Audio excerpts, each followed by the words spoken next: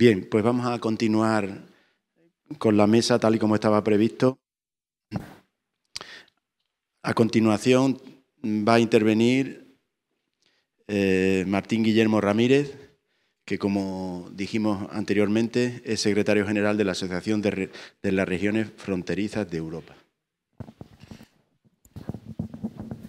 Muy bien, pues muchas gracias. Quería, lo primero, lógicamente, agradecer a la Universidad de Extremadura y a la Fundación Academia Europea de Yuste por invitarme, por invitarnos a la asociación, porque esto al final también es un ejercicio de visibilidad para nosotros que no se da muy a menudo y sobre todo en donde uno al final aprendió algunas de las cosas que ha podido ir desarrollando en Europa en los últimos 9 o 10 años. Y luego también, no sé si agradeceroslo o no, el que me hagáis hablar después de que hayan hablado estos monstruos, porque claro, ahora yo qué digo, ¿no? Pero bueno, intentaremos construir un poco. De hecho, ya hace muchos años que venimos construyendo, porque cuando decías antes que recordabas en mi currículum que estuve en las Juventudes Socialistas a principios de los 90, cuando yo estaba en Juventudes, Enrique estaba de presidente del Parlamento Europeo y Alejandro era el responsable de la Comisión Ejecutiva Federal del PSOE para los movimientos sociales y, entre otros, a las juventudes. Con lo cual, cuando nos faltaban perras y tal, pues íbamos a él, que siempre nos decía, a hablar con los de administración. Pero, mientras tanto, también nos enseñaba muchas cosas, porque, bueno, Alejandro ya habéis visto cómo es. Es una persona que ha estado siempre muy vinculada al movimiento asociativo y cuando en España, me acuerdo que en aquellos años, el movimiento asociativo era uno de los grandes retos de España. En cualquier país de Europa había 20 o 30 o 40 o 50 o más de jóvenes afiliados a movimientos de todo tipo, no solo políticos. En España el porcentaje no llegaba al 5 o 6%, ¿no? Hoy la cosa ha cambiado, pero bueno, en aquellos tiempos tuvimos la suerte de poder trabajar codo con codo pues, con esta gente que nos ha ido abriendo camino en Europa. Porque también lo decías tú y lo decía Enrique esta mañana, la Europa que había antes del 92... era una cosa de muy poco alcance, no estaba, si la de ahora no está cerca de la ciudadanía, la de entonces muchísimo menos. Es que incluso los propios políticos en activo de nuestros países no terminaban de entender ni la jerga, ni lo que se ventilaba en Europa, ni siquiera cómo se armaban las mayorías, las minorías. Probablemente porque no se trataba tanto de ese juego de mayorías y minorías, como habéis dicho antes, sino que es un juego de consensos, bueno, y algo bastante más complicado, que ha estado muy bien explicado por los que me han precedido en el uso de la palabra. En cualquier caso, quería dejar constancia de que, bueno, pues esta generación que nos ayudó a hacer una transición ejemplar, hoy se pone en duda, pero yo también tuve la suerte en los años del 89 en adelante a ir a Albania, a todos los países de Europa Central y Oriental, y cuando veían que llegaba un alemán, un francés, pues decían, vale, pero cuando llegaba un español, decían, coño, ¿cómo lo habéis hecho? Un proceso que alguien hubiera pensado que se necesitaban 30, 40, 50 años y en el que tenía que haber habido mucho sufrimiento y mucha vendetta, no se dio. Se han visto más las vendetas después por goteo, pero esta generación nos dio una lección que, igual que la generación de vuestros padres, nuestros abuelos, nos dio otra lección que fuera de aguantar como aguantaron aquella posguerra atroz, ¿no? Y esto lo digo un poco porque esto también ocurre en Europa. O sea, los alemanes son ahora mismo la bicha, y a mí me toca, yo vivo allí con ellos, pero claro, no todo el mundo piensa igual que la Merkel, y no todos los alemanes les encanta ver cómo machacan a los griegos, ¿no? De hecho, hay mucho griego que vive en Alemania. Y con lo cual, bueno, ayer mismo se lo estaba comentando, por dar alguna buena noticia, ayer mañana, yo ahora, nuestra sede está en Westfalia, efectivamente, pero yo hace 3 años me trasladé a Berlín por muchas razones, porque en Westfalia es que no hay manera. Y, sin embargo, en Berlín es un poco donde se están cociendo probablemente todos los platos que se van a servir en Europa en los próximos 20 o 30 años. Y no estoy hablando solamente de política, afortunadamente, sino también de cultura y de una cierta ciudadanía europea nueva que está surgiendo en ciudades como Berlín, fundamentalmente. ¿Por qué? Porque la mayor parte de la población que vive allí no es alemana. Berlín es, por sus características, de hecho estamos hablando, yo os voy a hablar de fronteras, por eso también me gusta hablar de Berlín, porque probablemente allí estaba la frontera más famosa de la historia de la humanidad y esa frontera ya no existe. Tú vas por Berlín ahora, la percibes, pero la frontera no está, el muro no está. Lo han pintado un poco para que los turistas lo vayan siguiendo y tal, pero ya quedan trocitos de muro que solamente son una especie de recordatorio del pasado. Entonces, hoy se está armando una nueva Europa en la que la diferencia entre la ciudadanía y los representantes es cada vez está más difusa, pero por otro lado también hay una Europa un poco anómala en la que los políticos hacen negocios, los hombres de negocios dan clases y los profesores hacen política. Que bien, está muy bien, pero claro, al final uno no sabe muchas veces, aunque veas la tarjeta de visita de la persona que tienes enfrente, no sabes realmente, pero usted pone que es político, pero usted hace negocios, ¿no? Pero usted, no, yo es que realmente doy clases. Ah, bueno, yo pensaba que usted era... O sea, es un poco complicado porque precisamente la abundancia de información y de formación hace que todos tengamos muchas chisteras. Antiguamente incluso uno tenía un trabajo para toda la vida y a lo mejor era el mismo trabajo que había tenido su padre, ¿no? Hoy es todo lo contrario y hay muchas personas que son político aquí, pero luego es docente, luego probablemente haga negocios y a lo mejor también es un activista social. Y ese tipo de ciudadano es quizás al tipo de ciudadano al que tendemos o al que deberíamos de tender. La política no hay que dejarla en manos de los políticos, igual que la economía no hay que dejarla en manos de los economistas, dicen los economistas. Y yo creo que la política, creo que en griego idiota se llamaba al que no participaba en política, en el griego antiguo, ¿no? Y yo intento defender eso siempre, porque durante una época importante, entre los años 90 y hace 5 o 6 años, cuando hablabas con un grupo de jóvenes, te decían, a mí no me interesa la política. Afortunadamente la cosa ha cambiado. A golpes, quizás, pero bueno, el caso es que ahora estoy mucho más tranquilo, porque si teníamos una tendencia o corríamos el riesgo de que la política se convirtiera exclusivamente en una actividad profesional de los políticos. Y hoy día, bueno, pues la ciudadanía nos ha hecho ver que eso no tiene por qué ser así. Y probablemente vayamos por el camino correcto, en una especie de mezcla de que todos seamos capaces de generar actividad productiva, todos podemos ser capaces de generar conocimiento gracias a las TIC, etcétera, y todos somos capaces de hacer política. De hecho, aquí en España pues hay un ejemplo muy claro de en un momento determinado en el que los partidos tradicionales no han sido capaces de dar las respuestas que esperaban los ciudadanos. Ha surgido un movimiento que ha puesto contra las cuerdas, de alguna manera, a ese sistema tradicional. No creo que tampoco se hayan producido esas soluciones, porque no las hay, maravillosas, pero sí que ha sido una llamada de atención interesante que nos ha hecho a todos los que veníamos un poco de los movimientos tradicionales, pues repensarnos de alguna manera. Todavía este proceso está abierto y veremos a ver cómo acaba. Pero a mí me parece que es interesante. Y lo mismo tiene que pasar con Europa. Europa ahora mismo, haces una de estas encuestas y la mayor parte de la población te va a decir, sobre todo del Danubio para abajo, a lo mejor te va a decir que no le interesa esta Europa. Pero es que si lo haces del Danubio para arriba, también te van a decir lo mismo, pero por distintas razones. Porque sigue estando ese prejuicio, el primer prejuicio, que es el del Danubio para arriba, es, mira, que tener que andar pagándole los vicios a estos golfos vagos que viven en el sur. Y por otro lado, la percepción esa que hay en el sur de, joder, tenemos que estar aquí tragando para que nos financien estos del norte, ¿no? Claro, y eso sigue estando así. ¿Por qué? Por la lógica del Estado-Nación, que se ha dicho varias veces a lo largo de esta mañana. Yo os voy a contar mi historia, y mi historia tiene que ver con una parte de Europa, quizá un poco menos conocida, pero bastante evidente si se pasea uno un poco por el territorio, en el que el enemigo a batir, enemigo amistoso, pero el adversario a batir es el Estado-Nación, es la lógica del Estado-Nación. Es un poco la misma historia que os han estado contando esta mañana, pero vista desde otro punto de vista, pero al final es la misma. Yo soy un europeo convencido, soy un eurofan, pero no de Eurovisión, sino de esto. Y además consideramos, también se ha dicho esta mañana, consideramos que Europa, aunque sea por egoísmo, es un proceso en el que tenemos que seguir creyendo, porque solos ni Alemania es capaz de tirar para adelante. Ahora mismo frente al gigante chino o indio, es que ni Alemania, vamos, es que ni Alemania y Francia juntos. Y los 28, así.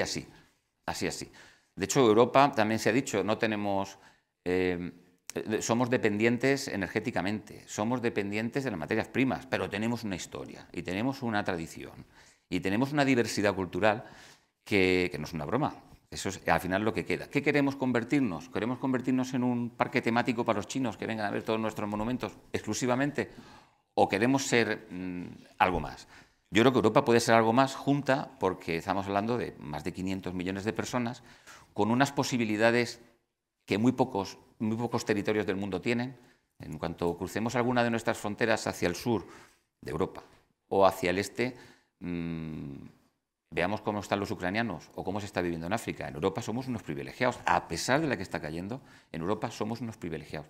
Tenemos garantizadas algunos servicios sobre los que no pondríamos nunca en duda que eso pudiera estar ahí, y sin embargo en cualquier otro país del mundo, sobre todo hacia el sur y hacia el este, eso no existe, ni va a existir en las próximas décadas. Tenemos simplemente que mirar la esperanza de vida. La esperanza de vida en España es de 80 años. La esperanza de vida en Burkina Faso es de 37 años. La mortalidad infantil en España es de menos del 5 por 1000. La mortalidad infantil en algunas zonas de Burkina Faso es del 150 por 1000. Bueno, entonces estamos en una posición bastante razonable. ¿Es posible que seamos capaces de destruir en vez de construir? Sí, es posible. De hecho, estamos deconstruyendo de alguna forma Europa cuando estábamos afrontando el proceso de mayor construcción. ¿Y por qué? Una vez más, porque la lógica, la antilógica europea, que es la lógica del Estado-Nación, sigue siendo imperante. Al final, las grandes decisiones están en las manos del Consejo y de parte del Consejo. Y yo diría más, ya ni siquiera la lógica del propio Estado-Nación como tal, sino la lógica de los poderes económicos que están detrás de esos Estado-Nación. A Estado-Nación más poderoso, con mayor poder económico, mayor impacto en la toma de decisiones y viceversa. Entonces, al final, volvíamos un poco a lo que decía Enrique al principio esta mañana de su intervención. Y es que aquí, como decía aquel presidente norteamericano, es que es la economía estúpido. Es que al final todo esto es economía todo y hay muy poca política. Y al final ahí están todos los problemas de que la Unión Europea no se haya podido desarrollar como algunos habíamos soñado, es porque todavía nos falta la pata política de desarrollarla de forma correcta. A lo mejor para eso todavía tienen que producirse estos conflictos entre formas de ver la política tradicional y moderna y ver a dónde vamos a parar. Es probable que esa Europa política que realmente necesitamos no se pueda construir sobre la lógica de los tradicionales partidos socialdemócratas, cristianodemócratas, etcétera, sino que tiene que ser otra lógica, a lo mejor de otro tipo de partidos más transversales y menos ideologizados. No lo sé. No lo sé, pero probablemente la ciudadanía nos lo dirá porque para eso son al final los que tienen la última palabra. Por mi parte, lo que yo quería contaros, que voy a intentar desarrollarlo en los próximos 20 minutos o 25, no quiero tampoco cansaros mucho porque estaréis ya un poco hartos de tanto rollo que os estamos metiendo y al final puede que ya más que información nos meta ruido. Así que voy a intentar ir saltando las diapositivas, ahí van a quedar a disposición. Casi todos los aspectos que voy a mencionar los tenemos desarrollados en otra documentación. Si a alguien le interesa algo en particular, estamos a entera disposición y, sobre todo, más interesante para mí, si alguien considera que lo que he dicho es alguna gilipollez, pues también que me lo diga, porque, bueno, tanto nuestra presentación como el trabajo que estamos haciendo desde la Asociación de Regiones Fronterizas es un proceso vivo. Muchas veces estamos haciendo cosas que no sabemos muy bien cómo van a acabar, como el propio proceso europeo. De hecho, nosotros lo que intentamos es hacer más permeables las fronteras. Es cierto que tenemos un espacio sin fronteras en Europa, pero a la hora de la verdad los ciudadanos que viven al lado de la frontera siguen sufriendo alguno de los efectos de la frontera que a lo mejor podríamos pensar que no existen. De hecho, se habla mucho de mercado único. A mí me gusta decir que el mercado único no existe. Tenemos un mercado común y luego tenemos 28 mercados que juegan. Probablemente un economista esto lo podrá definir mucho mejor que yo, pero creo que me pilláis la idea de lo que quiero decir. Tenemos 28 legislaciones distintas sobre el tema fiscal, sobre los impuestos. Tenemos un IVA que se supone que es un impuesto europeo, pero ese IVA en algunos sitios es el 23, en otros es el 19 y en otros es el 7, pero el impuesto es el mismo. ¿Cómo es posible? Tenemos una moneda única en 18 países, pero tenemos 18 bancos nacionales en vez de tener un solo banco que controle esa moneda. Y luego las políticas de todo tipo. Cuando un ciudadano quiere cruzar la frontera para trabajar, en casi todas las fronteras interiores de la Unión Europea, si tú vives en un país y trabajas a 10 kilómetros de tu casa, pero en otro país, es decir, tus hijos van al colegio y tú vas al médico en el país donde resides, pero tú generas tu actividad productiva en el otro país, ahí se producen unas situaciones que algunos países lo han resuelto, algunos países no. Hay soluciones de facto que han funcionado muy bien. Ha habido intentos, Alejandro ha lanzado varios, ha habido intentos, sobre todo en materia laboral, de intentar homogeneizar, pero hoy, en el año 2015, se puede afirmar, yo creo que sin temor a equivocarse, de que el mercado único es un objetivo loable, pero que no se ha conseguido, y tenemos un mercado común con un montón de mercados ahí que interactúan. De hecho, son 20 años ya, ¿no? 21 de la proclamación del Acta Única, pero el mercado dice, luego en inglés casi nunca se habla de common market, casi siempre se habla, perdón, de single market, casi siempre se habla de common market, y yo creo que ahí son bastante más honestos, ¿no? A la hora de plantearlo. En español hablamos mucho de mercado común, perdón, de mercado único, pero es que realmente no existe. Bueno, nuestra historia, como se decía anteriormente, comenzó en 1971 como asociación, pero viene de mucho más atrás. Todo comenzó precisamente en el proceso de discusión de esa cosa supranacional o intergubernamental, como se fuera a llamar, que intentara evitar que en Europa hubiera siguiéramos teniendo las relaciones a través de las fronteras que teníamos tradicionalmente, que era matándonos, fundamentalmente por los recursos naturales, y particularmente en la frontera entre Alemania y Francia. En el año 1945 terminaba la Segunda Guerra Mundial, pero es que habían tenido la Primera Guerra Mundial, es que habían tenido la franco-prusiana, y si vamos para atrás, esa era la situación natural. Sin embargo, los ciudadanos y los alcaldes de estos pueblos de frontera decían, bueno, ¿qué? Estamos en 1945, ya allá para 1960 nos toca otra, ¿no? Esto hay que intentar resolverlo. Y en ese momento sonaban aquellas campanas de un poco de continuación de esos procesos de entreguerras en los que se hablaba, ¿por qué no todos los países nos juntamos y hacemos? Bueno, el caso es que se empezó a diseñar lo que hoy día es la Unión Europea y la música sonaba muy bien, pero seguía siendo un debate o una conversación o un diálogo, si queréis, a unos niveles que quedaban muy lejos de la ciudadanía. La posibilidad de tener información, como tenemos hoy día, inmediata, de lo que está ocurriendo, no lo era. Entonces, ni siquiera toda la población era capaz de leer. La radio quizás era el instrumento más democrático por el cual uno, pero al final, bueno, pues dependías de la opinión del periodista de turno que estuviera haciendo la crónica, ¿no? Con lo cual, procesos como el de creación de las comunidades europeas, la gente no lo entendía muy bien. Pero la gente que vivía en las fronteras sí entendía que había que intentar poner todas las pegas o trabas posibles a seguir utilizando la frontera para que dirimieran sus cuitas los grandes poderes, pagando el pato, lógicamente, los ciudadanos. Y así empezaron a crear, durante los años 50, euroregiones, que al principio eran estructuras absolutamente informales, y algunas de las cuales simplemente lo que planteaban era los sábados por la tarde invitar a jóvenes casaderos y casaderas de ambos lados de la frontera, poner allí un poquito de vino, unos sándwiches, que bailen y con un poquito de suerte igual surge el amor, se casan y entonces surgen niños transfronterizos. Y os reís, pero esto era una cosa muy seria en Alsacia, por ejemplo, y toda esa frontera entre Alemania y... El caso es que la cosa salió bien y se produjeron y se siguen produciendo. Bueno, tenemos una historia muy parecida entre España y Portugal. Aquí hace 25 o 30 años, no más, el portugués decía que de España ni bon vento ni bon casamento, precisamente. Y hoy día, pues bueno, ya no se le ocurre decirlo a nadie. Incluso los españoles íbamos a Portugal, no poníamos ningún interés en aprender portugués, ni ellos eran los que tenían que hablar español. De hecho, hay mucha más gente que habla estupendamente castellano en Portugal que gente que aquí hable portugués, aunque hay que decir también que Extremadura, si no han cambiado las cuentas, es la región española donde más número de estudiantes de portugués hay. Lo cual yo creo que dice mucho también de la voluntad esa de cooperar y de entendernos a través de la frontera.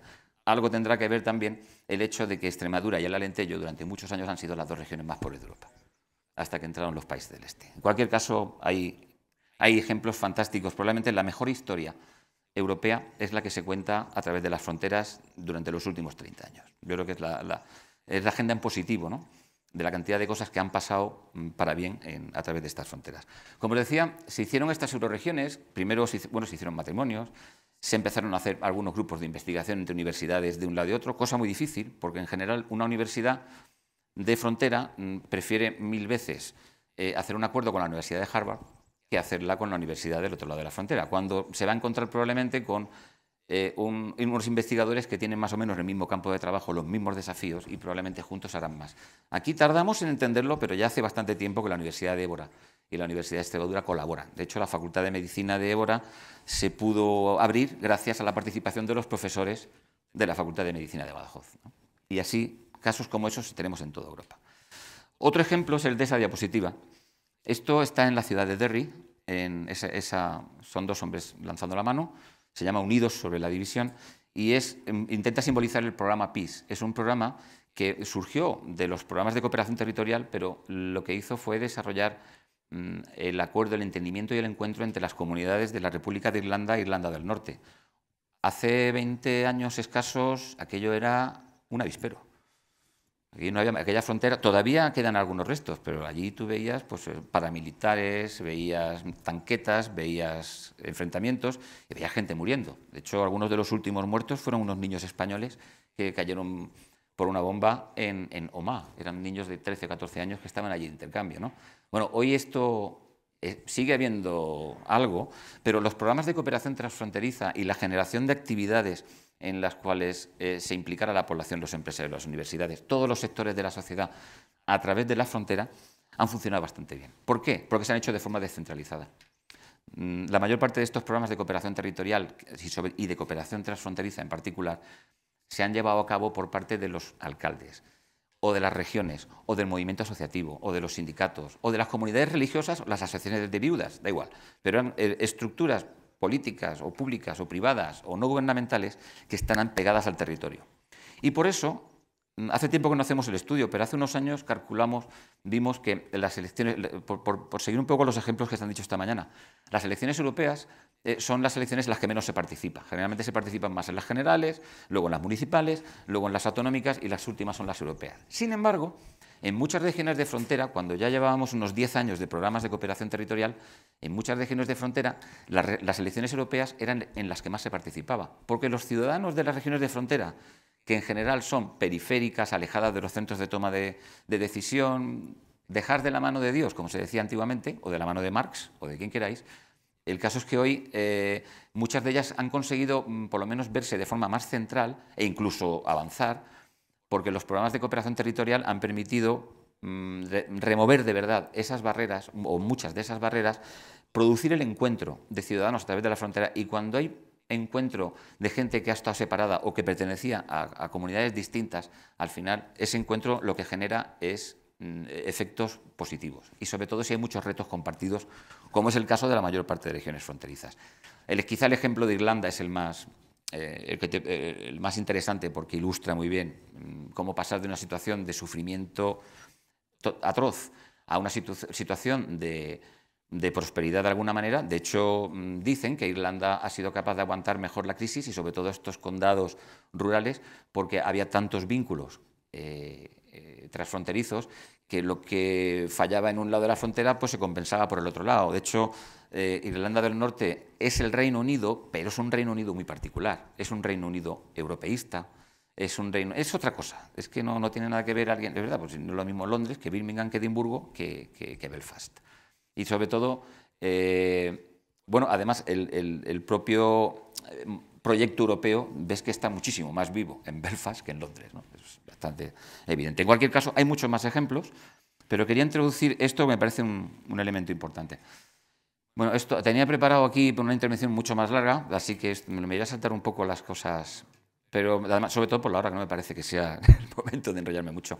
Pero algunas ideas básicas Nosotros consideramos que la cooperación transfronteriza al final, es una Europa en pequeño. Hay algunas fronteras donde la cooperación se establece ya no entre dos países, España y Portugal, con unos idiomas similares, que con un poquito de buena voluntad nos entendemos, pero hay otros lugares donde son 3 o 4 países los que se juntan en la frontera, como puede ser el caso de la gran región que está entre Alemania, Luxemburgo, Bélgica, Holanda e incluso Francia, casi 5 países, con varios idiomas entre medias. Y sin embargo, con lo cual, algunos de los grandes retos de la integración europea al final los puedes ensayar en condiciones casi de laboratorio, pues digamos que porque desde el punto de vista sociológico y demás es mucho más fácil medir en esos niveles, y además puedes ensayar algunos programas y luego que se puedan reproducir en otras partes, ¿no? O a otros niveles. Se cumplen este año 25 años de los proyectos de Interreg, que son los programas de cooperación territorial, la mayor parte de las cuales son de carácter transfronterizo, y yo puedo deciros, creo que es del dinero mejor gastado que se ha hecho en Europa, porque una cantidad realmente, si el presupuesto de la Unión Europea ya en sí es ridículo, ese menos del 1% del PIB total, es realmente ridículo, es una cosa impresionante. La cooperación territorial es un porcentaje similar del Fondo de Cohesión, que viene a ser una tercera parte más o menos del presupuesto europeo. Bueno, en pocas palabras vienen a ser, para el periodo 2014-2020, son unos 7.000 millones de euros, que con la necesaria cofinanciación nacional pues se puede meter en 8 o 9.000 millones. 9.000 millones de euros durante 7 años para más de 60 programas de cooperación transfronteriza en toda Europa puede parecer poco dinero, pero como este dinero sobre todo se invierte en la generación de vínculos de todo tipo a través de la frontera, es un dinero perfectamente gastado. 1.000 euros gastados en la frontera alemano-polaca, una de las más complicadas porque hay mucha memoria todavía ahí, y eso además es una frontera que se movió 300 kilómetros de forma artificial, pues todavía hay mucha mar de fondo allí. Se han quitado gran parte, no todas, de las barreras físicas, se han resuelto algunas de las barreras administrativas o legislativas, pero siguen quedando esas barreras mentales, esos prejuicios que todavía pues costará mucho. Y sigue costando porque como sigue habiendo mucha asimetría, por ejemplo, un Estado federal puro como el alemán, con un Estado bastante centralista como el polaco, a la hora de hacer programas de cooperación transfronteriza, en el lado alemán son los alcaldes prácticamente los que tienen la capacidad de decisión, en el lado polaco tienen que llamar a Varsovia. Nos pasa un poco con Portugal también. Eso genera algunas brechas y algunas dificultades, pero bueno, el caso es que a veces eso, 1.000 euros que inviertas en juntar a un grupo de jóvenes o de niños de un colegio polaco para que visite el colegio alemán y que luego viceversa, que hagan un torneo de fútbol, yo qué sé, lo que llaman people-to-people projects, proyectos persona a persona, que muchos de los burócratas o tecnócratas de Bruselas no creen, esto no genera actividad productiva, amigo, pero genera intangibles muy importantes para poder construir la Europa que queremos. Y además es barato, joder. Entonces, bueno, ahí estamos. Nosotros nos toca pelear a mitad de periodo, dentro de 2 años estaremos ya peleándonos con los ingleses. Porque siempre a mitad de periodo llegan y dicen, ¿esto para qué sirve? Este dinero hay que coger y hay que invertirlo en no sé qué, como son los ingleses, ¿no? Y sobre todo si es posible aquí en casa, ¿no? Y nosotros tenemos que decirle, no, mire usted, nosotros estamos trabajando con 1/3 de la población europea que vive en las zonas de frontera, que están alejados, que se sienten muy desvinculados hasta de sus propios gobiernos nacionales y que gracias a pequeñas intervenciones que se hacen de forma totalmente descentralizada, aplicando el principio de subsidiariedad de verdad, porque el modelo ideal de gestión de los programas de cooperación transfronteriza es que el dinero le llegue al alcalde, que está en la frontera, en Badajoz, y pueda hacer un proyecto con su vecino de Elvas. Esa es la idea básica. O bueno, Alentejo y Extremadura. Pero lo suyo es justo en la zona de frontera, que además en la mayor parte de países de Europa, sobre todo los más periféricos, las fronteras están despobladas o las poblaciones que hay tienen todos los retos de tener el hospital a 2 horas, etcétera, etcétera. Hay un riesgo enorme de que se produzca un envejecimiento suplementario de la población porque hay una fuga de talento de la gente joven de esas zonas rurales y tal, que hace que el círculo vicioso, aquí sí, sea toda vez más vicioso. Si la población europea envejece a razón de 5 o 6 años más cada año, en las zonas de frontera son 10. Si la proporción de jóvenes que hay en general en las zonas rurales europeas es de un 15%, en las zonas de frontera es un 5%. Y subiendo. A no ser que se invierta, que haya oportunidades, que haya capacidad de poder desarrollar tus ideas. Hoy es más fácil que antes poder desarrollar tus ideas, pero por lo menos tienes que tener derecho a tener acceso a banda ancha razonable en las zonas de frontera, pero incluso en la frontera entre Alemania y Holanda, por poner un ejemplo de la Europa desarrollada y tal y cual, el tener 30 megas de velocidad es todavía un sueño en muchas zonas rurales, cuando en Ámsterdam o en Berlín tenemos 130 megas de velocidad, ¿no? Entonces, bueno, ahí al final, ¿qué pasa? El joven que quiere montar una empresa de la nueva economía y que vive en la frontera entre Alemania y Holanda se acaba yendo a Ámsterdam o a Berlín, normal. A no ser que haya incentivos, discriminación positiva en las zonas de frontera. Y esa es otra de las cosas que pedimos, discriminación positiva para las zonas de frontera. Y nosotros tenemos una dialéctica con las grandes ciudades, ¿no? Que dicen, estos tíos que vienen de las fronteras, aquí donde hacemos el conocimiento, donde se produce donde la economía bulle, es en las ciudades, sí, claro, pero bulle en las ciudades utilizando muchas veces mano de obra que viene de las zonas rurales, que además quedan despobladas o quedan solamente con la gente más mayor, y vamos a tener un problema, por ejemplo, dentro de unos años, entre otras cosas, pues de producción de alimentos, por ejemplo. Hoy intentamos decirlo todas las veces que podemos, que las regiones como Extremadura, que no hicieron la revolución industrial, pero que sin embargo mantuvieron un entorno natural fantástico y pueden ser, y son además un granero tremendo para la producción agroindustrial, tenemos que seguir concentrándonos en la producción agroindustrial. Yo recuerdo hace 10 o 12 años que tenemos que hacer una escuela en la Universidad de Extremadura de cine.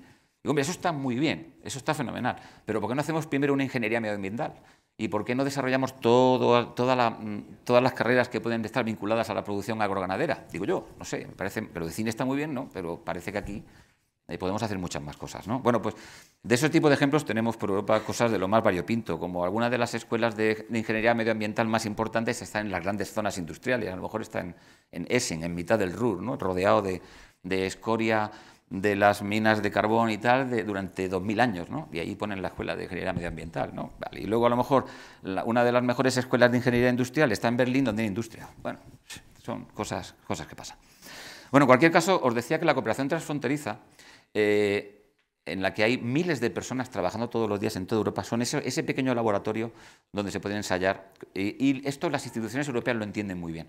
De hecho, tenemos muy buena interlocución con la Comisión, con el Parlamento Europeo y con el Comité de las Regiones, que aunque no sea una institución formal, en la práctica lo es. Juega cada vez más del proceso de debate de todas las disposiciones europeas y además mantiene ese papel de los municipios y de las regiones, ¿no? Y ahí, bueno, intentamos contar estas historias en positivo a quien es un poco reticente. Hay algunos con los que ya hemos renunciado a contárselas y preferimos que se los cuenten sus pares. De hecho, mira, aquí es curioso, los alemanes nos ayudan mucho, porque en Alemania se tiene mucho respeto a la actividad que se ha generado a través de las fronteras porque ha permitido, hasta hace unos años, un poco lavar la imagen que tenían los animales uy, ¿ves? Me salen animales en vez de alemanes, no estaría yo pensando. Se ha lavado un poco esa imagen del alemán prepotente, etcétera, a través de las fronteras, y eso sigue existiendo así. A pesar de todo lo que hemos estado hablando estos días de Grecia y demás, sí que es cierto que esa animadversión que podía haber en las fronteras, sobre todo en las fronteras occidentales de Alemania, se ha ido puliendo, se ha ido limando mucho gracias a estos programas, porque hoy día está la densidad de estructuras de cooperación transfronteriza a todos los niveles que a veces es difícil distinguir quién es quién. Estrasburgo y Kiel, contabas antes. Claro, nosotros nos vamos a veces a comer o a dormir a Kiel, porque es más barato, claro. Y yo el tabaco lo compro también en el que fumo, en la parte alemana, porque es más barata que en el lado francés. Pero bueno, hay otras muchas cosas que te vas a encontrar en el lado francés y hoy día te vas a encontrar... A veces no sabes quién es quién, ¿no? Estás en Estrasburgo y es probablemente con el que te está, el taxista a lo mejor es alemán o a lo mejor es alsaciano desde antes que hablaba alemán, ¿no? En el lado de Kiel te vas a encontrar a mucha gente del lado francés que van allí, muchos jóvenes van allí a buscar vivienda porque es más barata, efectivamente, y a lo mejor lo que tardan es 10 o 15 minutos más para llegar a su universidad por las mañanas. O sea que, y todo eso, toda esa frontera es una maravilla. Desde el Mar del Norte hasta prácticamente el Mediterráneo, toda esa frontera es una manera de estructuras que incluso últimamente han creado un corredor que está gestionado además por los niveles subnacionales, un corredor de transporte multimodal que quieren desarrollar desde Génova hasta Ámsterdam, en el que los estados se han inhibido utilizando una figura europea que a lo mejor no viene ahora al cuento, que es la Agrupación Europea de Cooperación Territorial, en la cual están gestionando el desarrollo de todo ese corredor que pasa por 4 o 5 países, las autoridades locales y regionales. Realmente el principio de subsidiariedad allí sí que se está aplicando. Allí indicaba decidí meter una diapositiva de conclusiones al principio del todo, porque como seguro que no me iba a dar tiempo a desarrollar toda la presentación, por lo menos dejaba los mensajes un poco siguiendo la estela de Alejandro.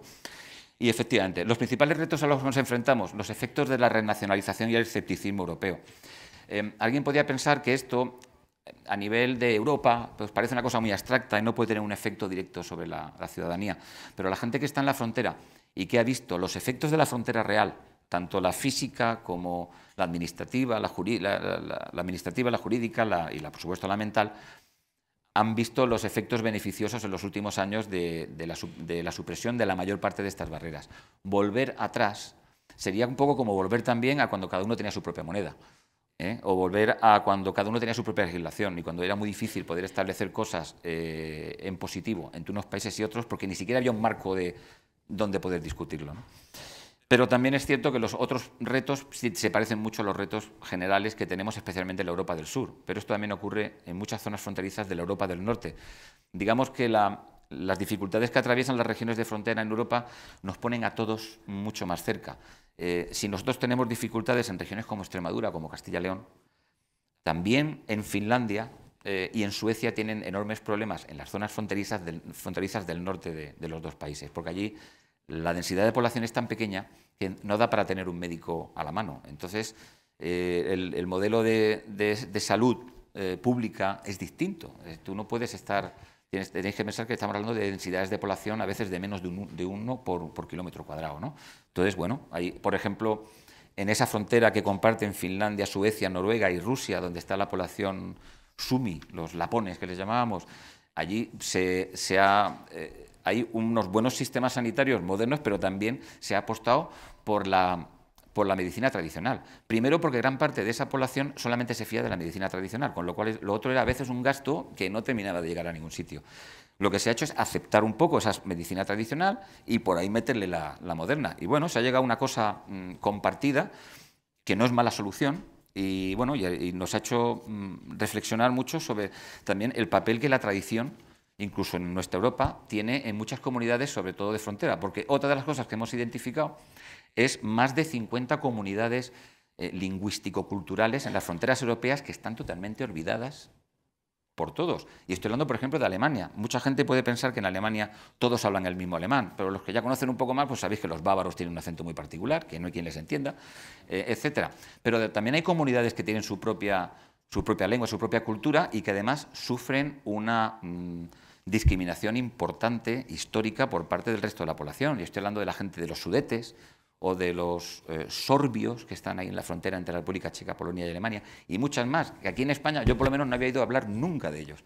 Pero hay un montón de comunidades, los alemanes que viven en la frontera con Dinamarca en el lado danés, o los que hablan danés que viven a este lado, tienen algunas dificultades bueno, que se van salvando con este tipo de problemas.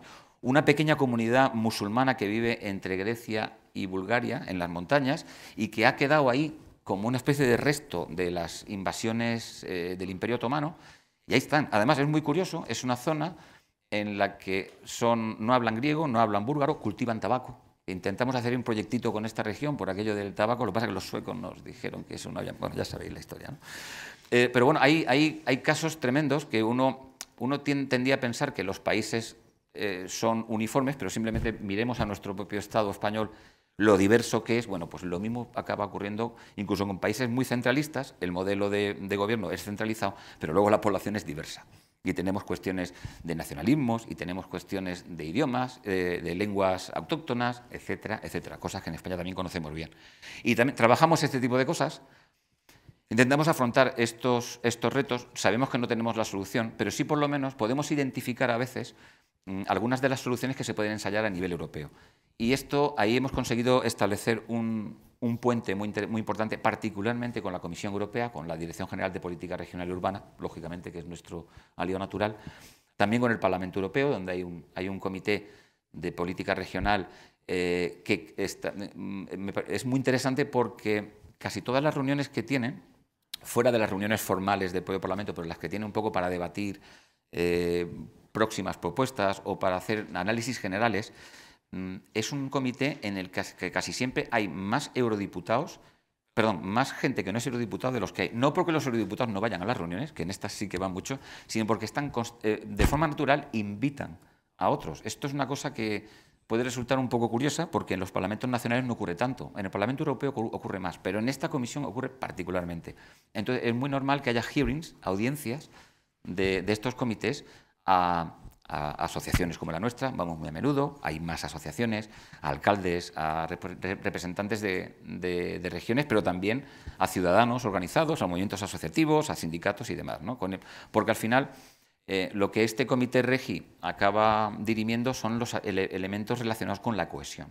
Y la cohesión probablemente sea, yo creo que es el corazón de Europa, ¿no? Porque no solamente la cohesión territorial, es también la cohesión social, perdón, no solamente la cohesión económica, sino también la social y la territorial, sobre todo la territorial. De ahí se basan la mayor parte de estos programas, y ahí realmente entonces se está construyendo Europa de abajo arriba, porque ahí tenemos la otra dialéctica, que es las necesidades y las soluciones se demandan de abajo arriba, pero al final las decisiones se toman de arriba abajo. Y en ese juego, pues, tenemos que jugar, ¿no? Y nosotros, bueno, jugamos y no nos va mal. Bueno, os decía, estos eran un poco los... quería también daros algunas claves un poco de lo que hacemos en la asociación, pero yo creo que más o menos os lo habéis comprendido más o menos de lo que he dicho antes. Creo que ya me pasan algunos minutos, pero bueno, quería deciros algunas cosas más antes de que entremos en el debate, quizá lo más interesante. Bueno, enseñaros algunos mapas. En este mapa, no sé si se ve bien, podéis ver la cantidad de estructuras de cooperación transfronteriza que se han creado. La mayor parte de ellas se crearon de manera informal, a partir de aquellas fiestas que hacían los alcaldes en los años 50. Hoy día disponemos, fundamentalmente son euroregiones. Por ejemplo, en Alemania lo habitual es que haya euroregiones que colaboran con sus vecinos. En la península ibérica generalmente han sido las regiones fronterizas, Extremadura, Castilla-La Mancha, etc., Castilla-León, Galicia, Andalucía. Pero también se han creado algunas euroregiones y, de hecho, Extremadura participa en una, Euroace, con Alentejo y con Centro. Porque al final se ha visto que resulta lógico ponerse de acuerdo con el vecino a la hora de plantear una estrategia de desarrollo a medio plazo, ya no te digo a largo plazo. Y al final aquí vamos una vez más contra la lógica del Estado-Nación. Pero bueno, ya sabemos las reglas de juego. Sabemos que cuando una región autónoma española se puede sentar a hablar con una portuguesa y puede tomar decisiones. Sabemos que el portugués se va a levantar 3 o 4 veces para llamar a Lisboa para ver qué es lo que tiene que hacer. Bien, vale, pues se toma el tiempo que haga falta. Pero se han podido desarrollar algunos proyectos muy interesantes, algunos enormes, como el de Alqueva, el de la presa de Alqueva, que fue un resultado no solamente del acuerdo entre España y Portugal, pero también del acuerdo entre Andalucía, entre Extremadura, por supuesto, y el Alentejo, y otros muchos. Tenemos casos como el Hospital de la Cerdaña, que se ha abierto en septiembre pasado, en una zona entre Francia y Cataluña, donde la sanidad francesa depende de París, la sanidad catalana depende de Barcelona, el ministro francés, la ministra, no quería sentarse con un ministro regional de Cataluña, quería verse con la ministra española decía, oiga, que yo no soy competente, que el competente es el catalán. Bueno, ahí nos tiramos 3 años. Al final el hospital se pudo hacer y hoy tenemos el primer hospital transfronterizo de Europa, pero no el primero del mundo. ¿Por qué? Pues porque eso tardó 10 años ese proceso. Y nosotros estamos también colaborando con otros procesos de integración en África, en América Latina. Se me ocurrió contarle esto a los de la Unión Africana y dice, joder, pues entre Burkina Faso y Mali tenemos una situación similar donde no tenemos masa crítica para tener un hospital a cada lado, pero sí tendríamos para hacer uno transfronterizo. No es mala idea. Total, que nosotros seguíamos peleándonos entre París y Barcelona a ver cómo hacíamos este hospital. Estaban los fondos, estaba todo, estaba el instrumento legal, estaba seleccionado el personal, estaba adjudicada la obra. El caso, se abrió, de hecho, el hospital, se entregó la obra hecha y ya equipada hace 2 años, pero solamente en septiembre pasado se puede abrir. En ese interín me volví a encontrar con los de la Unión Africana y dicen, ¿qué tal tu hospital? Digo, bueno, el hospital de allí todavía estamos a ver si se abre. Y dice, pues el de Burkina Faso se acaba de abrir hace un mes. O sea que ese fue el primero. Se hizo una buena transferencia de una buena práctica antes de que la tuviéramos terminada y los otros, sin embargo, agarraron la idea. De ahí hay maravillas de ejemplos entre cómo esos procesos de integración en América Latina, pero también en África, han sabido inspirarse en algunas de las experiencias europeas, por un lado para solucionar algunos de los problemas de los ciudadanos, pero por otro para no cometer los mismos errores que habíamos cometido nosotros. Con lo cual, en ese proceso también hemos aprendido nosotros, ha sido una cura de humildad y esto viene estupendamente. A mí me gusta mucho contarlo, quizá aquí a vosotros os vale como anécdota y un poco, bueno, para reflexionar, pero esto me encanta decirlo cuando están los Estados miembros presentes, ¿no? De que a veces tenemos aquí un aparataje impresionante, pero nos enredamos con nuestra propia cola, ¿no? Mientras que hay otros procesos, como el de la Unión Africana, interesantísimo porque es ágil, pero como él solo, ¿no? Son capaces de juntarse los ministros, tomar una decisión y a los 6 meses más o menos está aplicándose la decisión. O sea, yo creo que hay cosas que podemos aprender. Algún mapa más y ya os dejo. Quería enseñaros esto. Esto es uno de los errores que hemos cometido. Nos hemos dotado de euroregiones, nos hemos dotado de comunidades de trabajo. Luego hicimos un instrumento dentro del derecho público europeo, la AECT. Al final, ¿qué hemos conseguido? Pues mirad, hay lugares donde hay 7 estructuras de cooperación transfronteriza solapadas. Un ejemplo que nos toca cerca. Galicia y la región norte de Portugal, que comparten muchas cosas, entre otras cosas la lengua, cuando en los años 80 montaron una euroregión. En los años 90 montaron una comunidad de trabajo. Y hace unos años montaron una AECT, uno de estos instrumentos jurídicos de derecho público europeo. ¿Por qué? Pues porque muchas veces se considera que crear una estructura de este tipo te va a permitir automáticamente conseguir más fondos europeos. Eso es falso. Lo que acabas consiguiendo es solapar, marear al ciudadano, marear también a los responsables políticos y al final el efecto que consigues es justo el contrario. Bueno, pues algo parecido ocurrió en la zona sobre todo alrededor de Hungría. Hungría ha utilizado ese instrumento de derecho público europeo para sustituir las euroregiones que se habían creado de forma espontánea, bottom-up, de abajo arriba, las sustituyó por AECTs que están controladas desde Budapest. ¿Cuál es lo que ha pasado al final? Lo que eran estructuras de cooperación entre Hungría y Rumanía, Hungría y Eslovaquia, Hungría y Austria o Hungría y Serbia, muchas de ellas, las que se han convertido en AECTs, hoy día sí están territorialmente están sobre la frontera, pero solamente trabajan en húngaro, porque trabajan con la población húngara del lado húngaro y con la población que habla húngaro en el otro lado, lo cual está generando una actitud de gobierno, sobre todo en Rumanía, muy negativa hacia la cooperación transfronteriza, porque lo único que ven es una cierta ofensiva del Estado húngaro de intentar ocupar el territorio que ocupó. De hecho, hay un mapa que está muy presente en los despachos de los además lo tienen allí puesto, de los ministros o de los responsables institucionales del gobierno húngaro, en el que tienen el mapita de Hungría y luego, con distintas fórmulas, la gran Hungría, ¿no? Esto, cuando viene un rumano y ve aquello, pues echa a temblar, normal. De todas formas, ocurría lo mismo. Hace unos años uno se paseaba por algunos despachos oficiales en Moscú y verías que todo el mundo tenía Crimea. ¿Y esto? Dice, no, es que para nosotros Crimea. Bueno, ya supimos por qué unos años después, ¿no? Y precisamente sobre este tema, y ya con esto voy terminando, quería enseñaros también, claro, estas euroregiones, estructuras de cooperación transfronteriza, podías decir, es que esto se ha creado porque hay programas europeos que permiten. No, no tanto. Si os dais cuenta, en la frontera entre Ucrania y la Federación Rusa, está toda llena de euroregiones y en principio no hay programas de cooperación europeos ni de nada. Pero ellos, ya hace muchos años, estas estructuras tienen 12 o 14 años, ya vieron que era muy importante que se generaran estructuras para el encuentro de los ciudadanos y de los políticos a nivel local y los empresarios y quien fuera a través de la frontera, un poco previniendo lo que podía ocurrir un poco después. Y de hecho, ya os puedo decir que esta euroregión ha desaparecido porque la frontera ya no va por aquí, sino que va por aquí. Pero estas sí que siguen funcionando y siguen funcionando muy bien. De hecho, la que está marcada con el número 52 tiene la capital en Kharkiv, pegada a la frontera, y os puedo decir que están produciendo información, actividades y proyectos prácticamente todos los días, ¿no? De una forma casi, yo diría que desesperada. Normal, porque fijaos cómo está. Pero este mismo proceso se está produciendo en otros lugares del mundo porque, bueno, la experiencia ha sido muy interesante y ha producido efectos tangibles en la población. Puedes verlo por ejemplo, en la prestación de servicios sanitarios, que ya se pueden prestar mejor o más coordinados a través de la frontera, aprovechando recursos de un lado o de otro, en el desarrollo de actividades empresariales, en el ver la frontera ya no como una barrera, sino como una oportunidad. Eso ha hecho que mucha gente, en vez de irse y mirar nada más que hacia un lado, pues pudieran cruzar la frontera, hacer negocios, etcétera, etcétera, etcétera. Y en ese sentido, ahora sí que lo prometo, que os enseño las dos últimas mapas, y este es, por si a alguien le interesa, las áreas de cooperación transfronteriza que hemos identificado en América del Sur, un montón, y además procesos interesantísimos. Estas son las tres áreas fundamentales que hemos identificado en Centroamérica y estas son las que hemos identificado en África.